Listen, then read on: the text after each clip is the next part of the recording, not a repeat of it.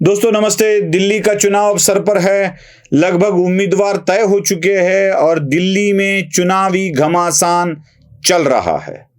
इस चुनावी घमासान में कौन जीतेगा कौन हारेगा, इसकी तो चर्चा विस्तृत रूप में चुनावी सरगर्मियां होने के बाद हम करेंगे ही करेंगे। लेकिन उसके पहले जो मुझे चुनो यह दावा कर रहे हैं, क्या वह उनको चुनने की क्षमता के है, यह समझ लेना चाहिए।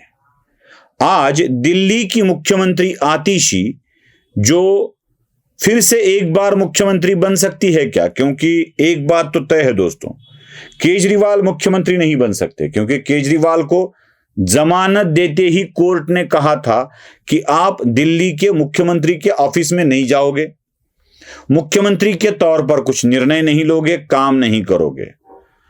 क्या जमानत के नियमों को बदला गया है? शर्तों को बदला गया है? बिल्कुल नहीं। तो चुनाव में जीतते भी है केजरीवाल तो सीएम ऑफिस का चार्ज नहीं ले सकते, इसलिए फिर से एक बार आतिशी मारलेना को ही मुख्यमंत्री बनाना पड़ेगा। अब किन लोगों को हम मुख्यमंत्री बनाने जा रहे हैं, या दिल्ली वालों को ही सोच लेना चाहिए कौन कौन से लोगों को हम मुख्यमंत्री बनाना चाहते हैं। जरा मैं आपको आतिशी मारलेना का ज्ञान समझाता हूं। यह स्लिप ऑफ टंग वाली बात नहीं है दोस्तों, स्लिप ऑफ टंग वाली बात नहीं है। हुआ ऐसे था कि भारत के ही कुछ लोग बड़े बड़े पदों पर बैठे हैं। जैसे पेप्सिको में इंदिरा नूई जी बनी थी, जैसे गूगल में भारतीय व्यक्ति सीईओ बने थे, जैसे माइक्रोसॉफ्ट में भारतीय व्यक्ति सीईओ बने थे। अब आतिशी मारलेना को इन भारतीयों पर बड़ा अभिमान आता है और ये कहती है, मैं क्यों बताऊं, देख लीजिए। आज आप दुनिया में कहीं पर भी जाइए, जो सबसे सक्सेसफुल लोग आपको दुनिया में मिलेंगे वो सारे लोग भारत के होते हैं, हमारे देश के होते हैं। आज दुनिया की जो सबसे बड़ी कंपनीज हैं, जिनके प्रोडक्ट्स हम रोज यूज करते हैं, चाहे अपने फोन्स पे चाहे ऐप्स के माध्यम से, आज गूगल जिसके बिना हमारी रोजमर्रा की जिंदगी ना चले, आज गूगल के सीईओ सत्य नडेला एक भारतीय मूल के व्यक्ति हैं जो दुनिया की सबसे बड़ी कंपनी के सीईओ हैं। सुना? अब आतिशी जी का ज्ञान मैं बता दूं। गूगल के सीईओ सुंदर पिचई थे और माइक्रोसॉफ्ट के सीईओ सत्या नडेला थे। आतिशी माइक्रोसॉफ्ट के सीईओ को गूगल का सीईओ बनाकर रख देती है। ज्ञान कितना होता है भंडार। अगर मैं गलती करूं तो कोई बात नहीं है, मैं तो अज्ञानी ही हूं ना भाई। लेकिन उनको दिल्ली का मुख्यमंत्री बनाना है, एक एरिया का कालका जी का विधायक बनाना है। और जब ऐसे ज्ञान होता है तो रो रो के सहानुभूति इकट्ठा की जाती है, रो रो के सहानुभूति इकट्ठा की जाती है, क्योंकि ज्ञान तो होता नहीं है। कुछ काम करना है तो काम दिखाना नहीं होता है। तो आतिशी अपने सहकारियों के लिए सहानुभूति बटोरती है, खुद के लिए भी बटोरती है। पहले मनीष सिसोदिया के बारे में वो क्या कहती है सुन लेना चाहिए। आज के शुभ अवसर पर दिल्ली के शिक्षा क्रांति के जनक मनीष सिसोदिया को, जिनको एक झूठे केस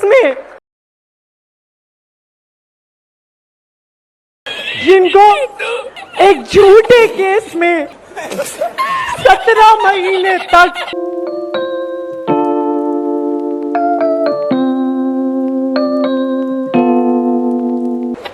जिन्हें 17 महीने तक एक झूठे केस में फंसाकर जेल में रखा गया। सुना? ये मनीष सिसोदिया के जब गिरफ्तारी हुई थी ना, तब की ये बात थी।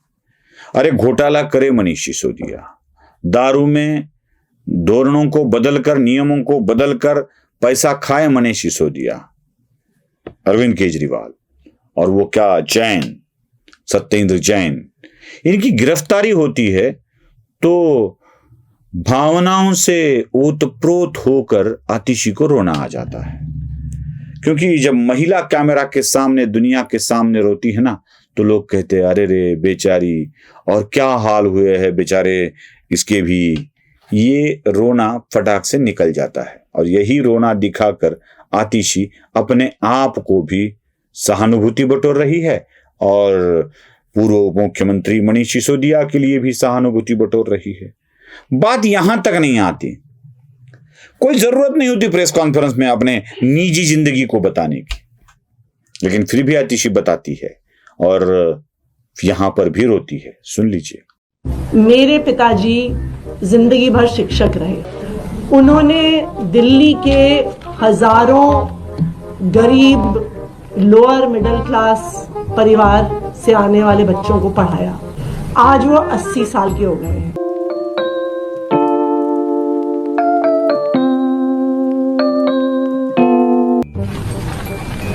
वो इतने बीमार रहते हैं कि बिना सहारे के चल नहीं पाते हैं। अब आतिशी के पिता एक सामान्य शिक्षक थे, हजारों लोगों को उन्होंने पढ़ाया। अब वो 80 साल के हो गए हैं। अब उम्र बढ़ गई होगी, क्योंकि यह वाक्य भी पुराना है। अब वो चल नहीं पाते हैं, अब वो हंस नहीं पाते हैं, खेल नहीं पाते हैं। और ये बताकर आतिशी क्या बताना चाहती है, क्या कहना चाहती है? मेरे पिता चल नहीं सकते इसलिए मुझे चुन कर लाओ, मेरे पिता अच्छी तरह से बोल नहीं सकते इसलिए मुझे चुन कर दे दो। ये कोई कहानी हुई? और देश की राजधानी दिल्ली वालों के लिए यह कहानी हो गई क्या? दिल्ली वाले इतने सस्ते हो गए हैं? मैंने तो सुना था कि दिल्ली में एक से एक लोग बढ़ते रहते हैं, एक से एक लोग, बड़े बड़े, मतलब पंजाब से आए हुए, हरियाणा से आए हुए, इतने बड़े बड़े लोग हैं कि उनको कोई ठग नहीं सकता। ऐसे दिल्ली वालों को रुला रुला कर ठगने वाली आतिशी को समझ लेना चाहिए, उनको ये बात का ध्यान होना चाहिए कि हम दिल्ली वालों को बेवकूफ बना नहीं सकते हैं। अगर ऐसे में दिल्ली वाले बेवकूफ बन सकते हैं तो बन जाए भैया, दिल्ली वालों को कौन बचाए। नमस्ते।